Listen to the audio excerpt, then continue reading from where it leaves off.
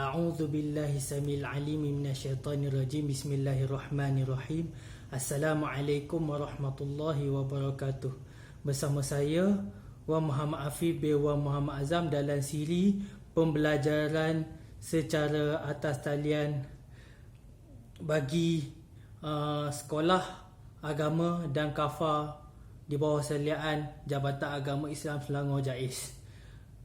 Dalam video kali ini kita berkongsi ilmu mata pelajaran Tauhid tahun 4. Saya menggunakan buku ini.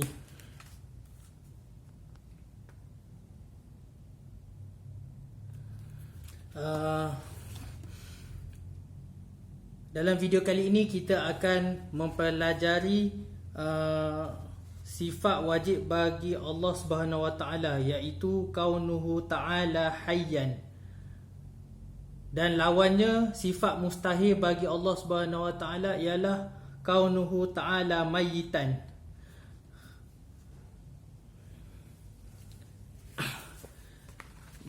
Buka muka surat 11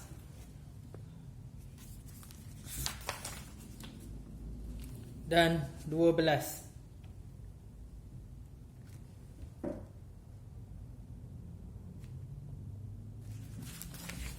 Okey.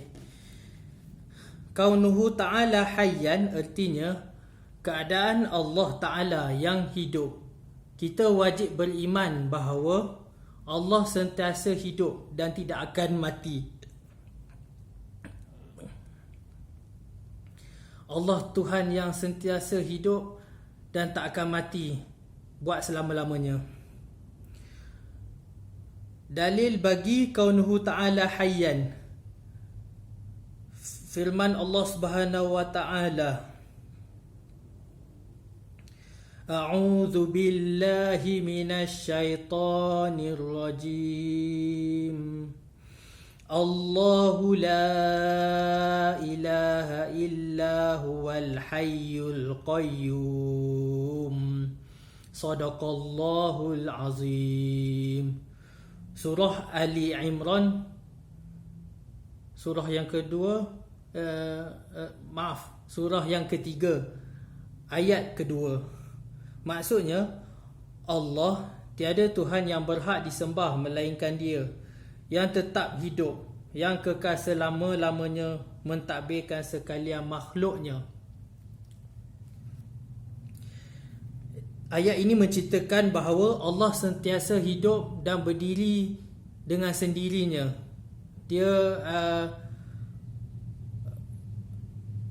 Dia merupakan Al-Hayyu. Al-Hayyu ni salah satu nama-nama Allah dalam Asma'ul Husna yang mempunyai 99 nama.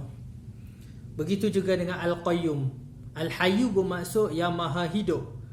Al-Qayyum yang bermaksud berdiri sendiri.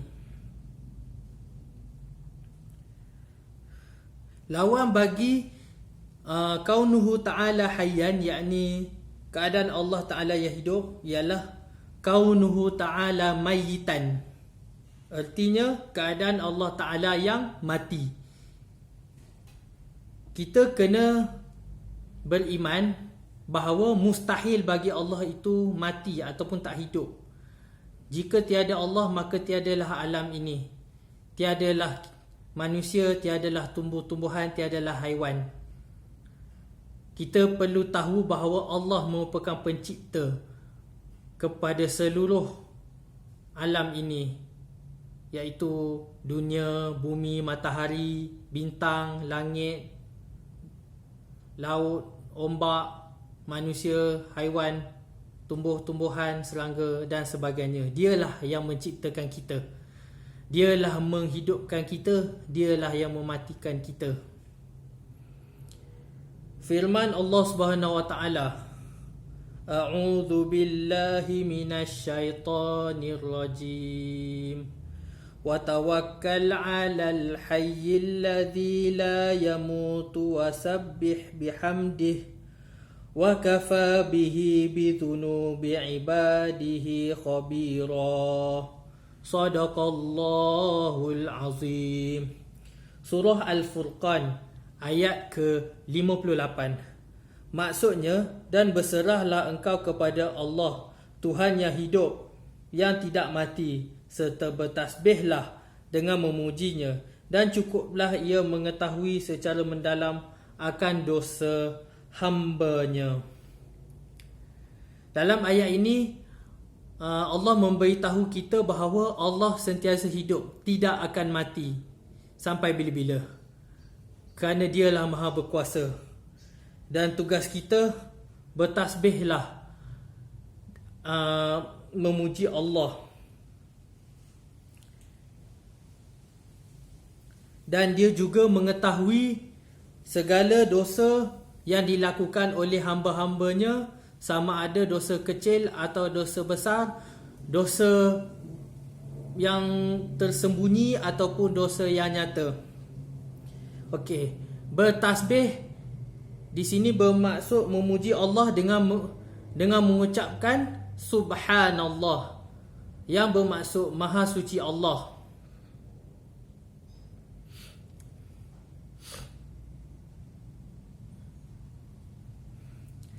Kita hendaklah bertasbih memuji kebesaran Allah sebagai tanda kita hambanya yang kagum dengan Allah, kagum dengan ciptaan Allah yang hebat. Seperti haiwan boleh bergerak sendiri tanpa perlunya bateri. Jika kita bermain peralatan mainan, ada sebahagian alat permainan yang kita perlu meletakkan bateri untuk menggerakkannya. Contohnya kereta mainan kawalan jauh.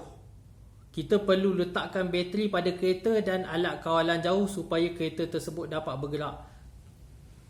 Namun, kita dapat melihat manusia boleh bergerak tanpa perlunya bateri. Begitu juga haiwan.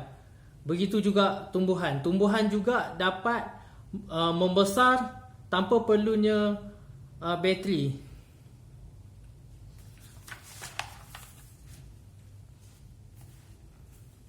Muka surat 12. Allah maha hidup tanpa permulaan dan tanpa perakhiran.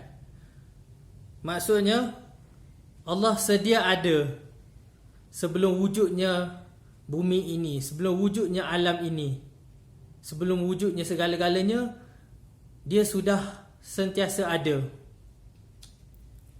Yang kedua, Allah maha hidup tanpa memerlukan makanan dan minuman. Allah boleh hidup tanpa perlu bantuan makhluknya.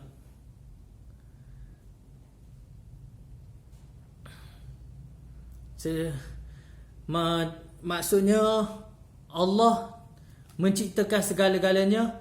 Allah yang menyediakan keperluan hidup kita. Dia tak perlukan kita. Walaupun dia menyuruh hamba-hambanya beribadah kepadanya, jika kita ingkar seperti meninggalkan solat, kita tidak berpuasa pada bulan Ramadan, kita melakukan apa yang dilarang oleh Allah Subhanahu Wa Taala,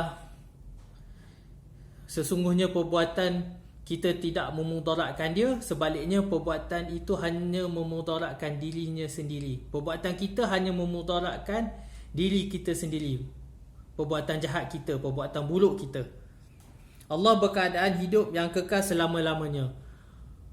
Allah tetap hidup, tidak akan mati, kerana dialah Raja yang menguasai sekalian alam. Dialah Tuhan yang menciptakan kita. Dialah Tuhan yang hanya layak untuk disembah. Tiada Tuhan selain daripadanya. Mustahil bagi Allah bersifat mati, kerana Allah yang menghidup dan mematikan. Mustahil Allah itu mati. Jika Allah itu tidak hidup, maka tiadalah kita, tiadalah alam semesta ini. Allah lah yang memberi kita nyawa, dan Allah jugalah yang mengambil nyawa kita melalui perantaraan malaikat maut ataupun malaikat Israel. Allah menyuruh malaikat untuk mencabut nyawa daripada kita.